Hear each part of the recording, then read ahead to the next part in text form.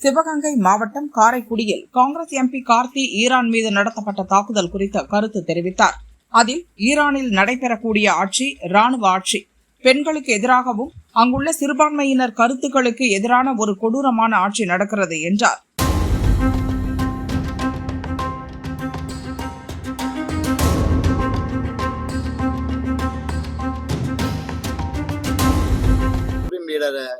கொல்லப்பட்டதை பத்தி அது ஒரு கொடூரமான ஆட்சி. தயவுசெய்து அந்த ஆட்சிக்கு யாரும் வக்காலத்து வாங்க வேண்டாம்.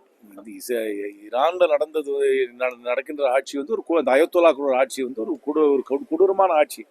அவர்கள் மக்களுக்கு எந்த உரிமைகளையும் கொடுக்காமல் பல உரிமைகளை பறித்து, குறிப்பாக பெண்களை ஒடுக்கி, சிறுபான்மையர்களை ஒடுக்கி, எல்லாரையுமே வந்து ஒரு ஒரு ஒரு இராணுவ ஆட்சியின் மூலமாக எந்தவித உரிமைகளும் இல்லாமல் நடக்கும் ஆட்சி. அந்த ஆட்சிக்கு நான் வக்காலத்து வாங்குறதுக்கு தயாராக இல்லை. ஆனாலும் இன்னொரு நாடு மீது போர் தொடுத்து அந்த நாட்டின் தலைமையை மாற்றுவதில் எனக்கு உடன்பாடு கிடையாது. ஆனால் எந்த தருணத்திலும் நான் அயத்தொல்லா ஆட்சிக்கு நான் வக்காலத்து வாங்க தயாராக கிடையாது. அது ஒரு கொடூரமான ஆட்சி தான். ஈரானிய மக்கள் மீது என்னுடைய ஆதரவு உண்டு, ஈரானிய மக்களுக்கு என்னுடைய ஆதரவு உண்டு. அவர்கள் சுதந்திரம் பெற வேண்டும், அவர்கள் சுதந்திரமாக இருக்க வேண்டும். அவர்கள் பழம்பெரும் மக்கள்.